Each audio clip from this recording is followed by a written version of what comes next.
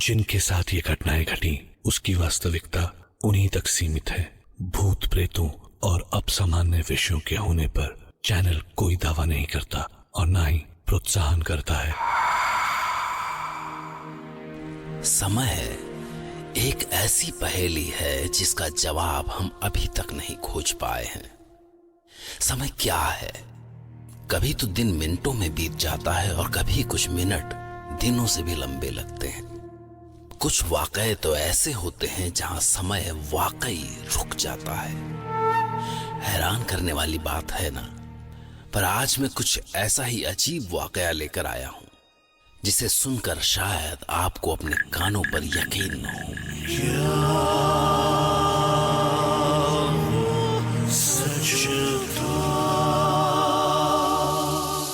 आज हम सुनेंगे बीकानेर राजस्थान में रहने वाले शंकर सिंह की आप बीती।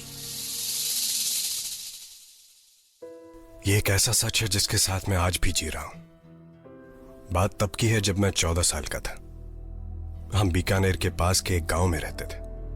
मेरे 4 भाई थे और मैं तीसरा भाई था।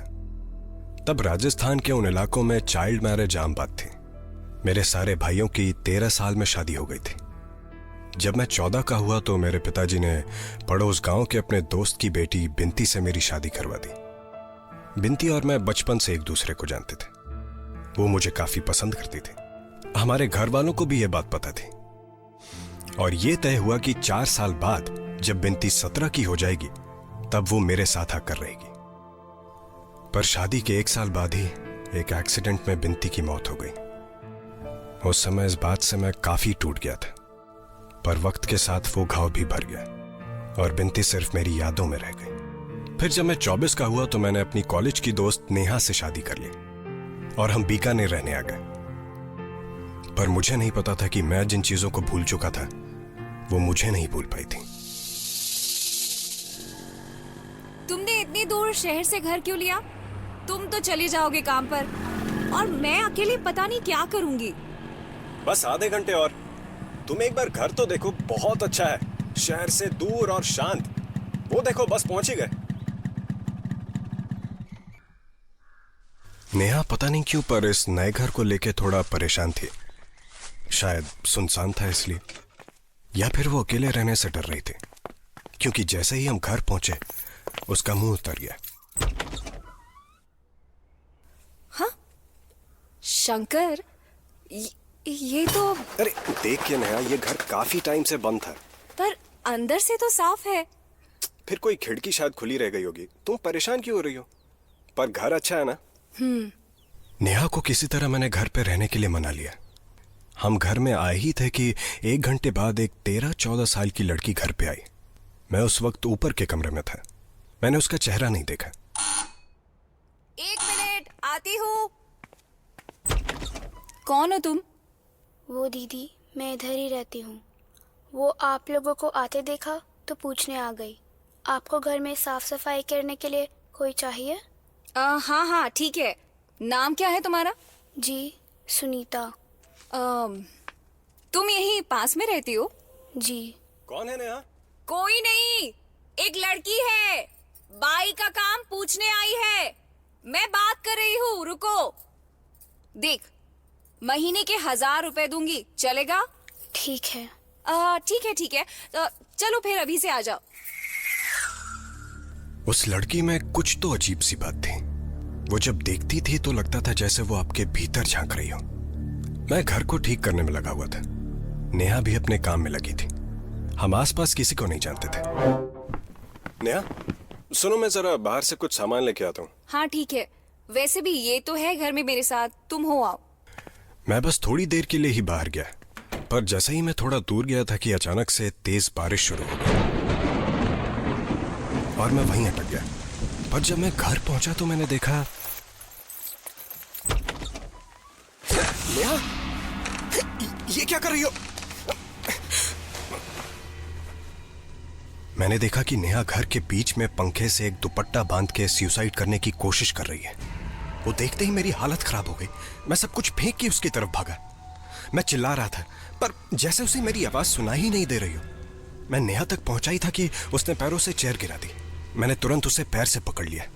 अगर मुझे 1 मिनट भी और देर हो जाती तो पता नहीं क्या हो जाता। मैंने उसे नीचे उतारा। तुम पागल हो गई हो क्या? क्या कर रही हो ये? वो कुछ बोल ही नहीं रही थी, जैसे किसी ने उसे हिप्नोटाइज कर दिया हो। उसका पूरा शरीर जल रहा था।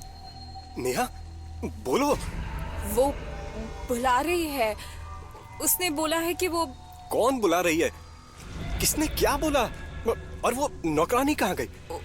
उसने बोला... उसने... तुम बोला झूठ।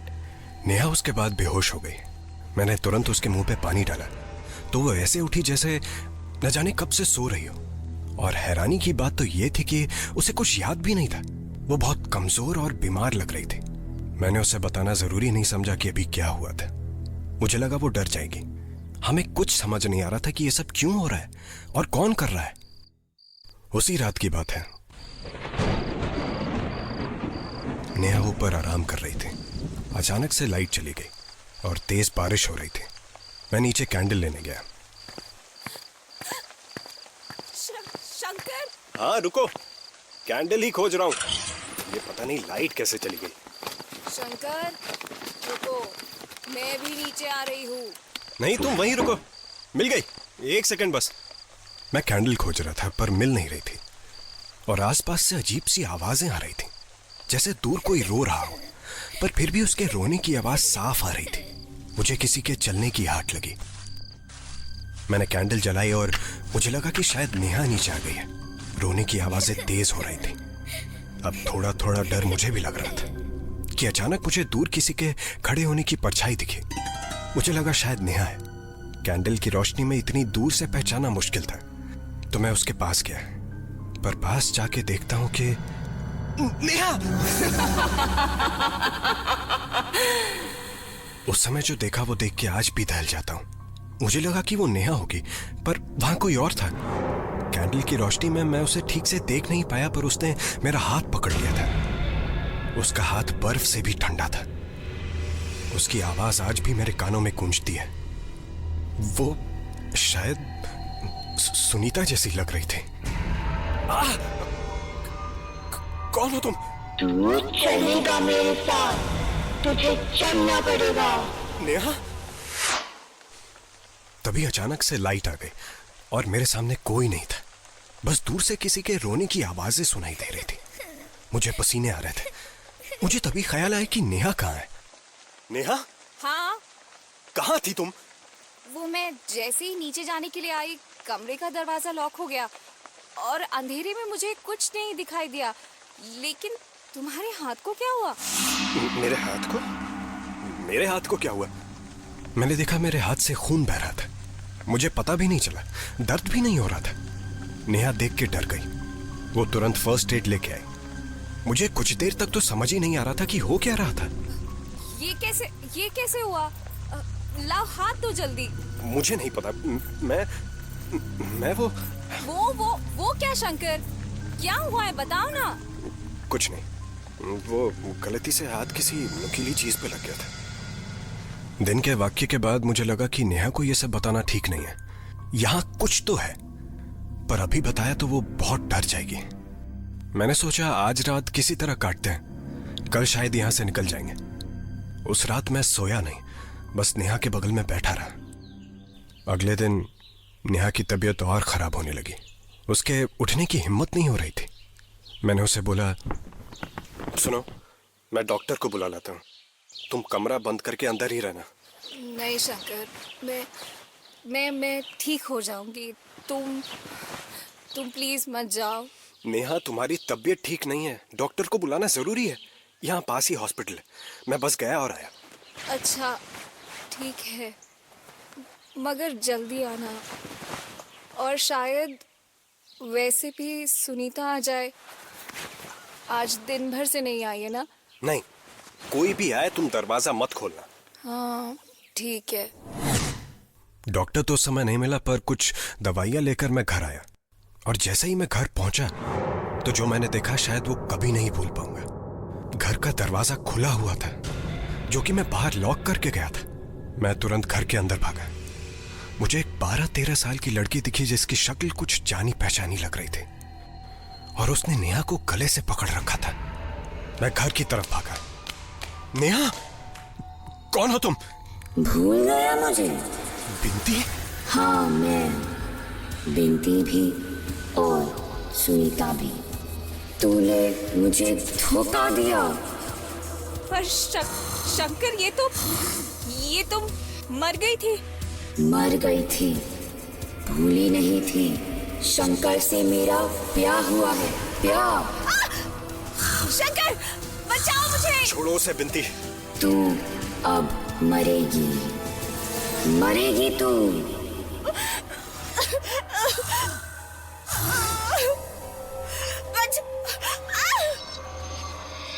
बिंती ऐसे वापस आएगी ये सोचना भी अजीब था। नेहा को उसने ऊपर हवा में लटका रखा था। वो कमजोर और डरी हुई थी। मैं बिंती के पैरों में था, उसे गिड़गिड़ा रहा था कि वो नेहा को छोड़ दे। छोड़ दूंगी, पर तूने मुझसे ब्याह किया था। ब्याह तो तुझे निभाना ही पड़ेगा। हाँ, मैं सब कुछ करूंगा, तुम बस उसे छोड़ दो। उसके बाद बिंती जैसे नेहा के अंदर चली गई हो और नेहा जमीन पर नीचे गिर गई। वो बेहोश थी। पानी डाला पर फिर भी उसे होश नहीं आया। मैं उसे तुरंत डॉक्टर के पास ले गया। 3 दिन बाद उसे होश आया और वो काफी कमजोर थी। मैं उसे घर लेके गया और वो बार बार एक ही बात बोलती है, शंकर, तुझे ये ब्याह निभाना पड़ेगा। इस बात को 10 साल हो गए और मैं भले ही गैर कानूनी हूं पर 2 बीवियों के साथ रह रहा हूं, नेहा का शरीर और बिंती की आत्मा। मुझे यकीन है आप मानेंगे नहीं, और आप ही क्या शायद कोई भी न माने, क्योंकि ये कहानी कमजोर दिल वालों के लिए नहीं है। शंकर आज भी अपनी 2 बीवियों के साथ रह रहा है और ये बात वो भी मानना नहीं चाहता। उन कुछ दिनों में जो कुछ भी उसके साथ हुआ, आज जब भी वो उसके बारे में सोचता है, खुद से बस एक ही सवाल बार बार